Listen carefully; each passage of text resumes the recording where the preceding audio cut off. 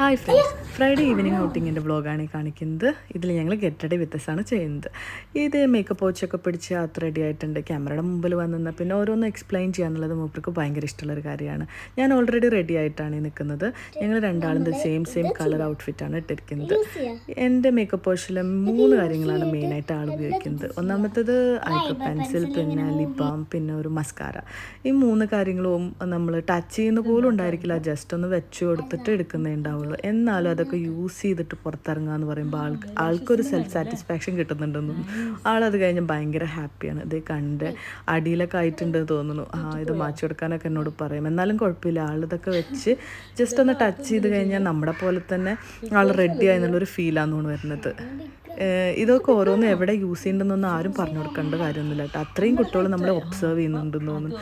ഈ ഗേളി സ്വഭാവങ്ങളൊക്കെ ഇത്ര ചെറുപ്പത്തിലേ തന്നെ സ്റ്റാർട്ട് ചെയ്യും. അതിപ്പോൾ ജസ്റ്റ് 4 ഇയേഴ്സ് കഴിഞ്ഞിട്ടേ ഉള്ളൂ.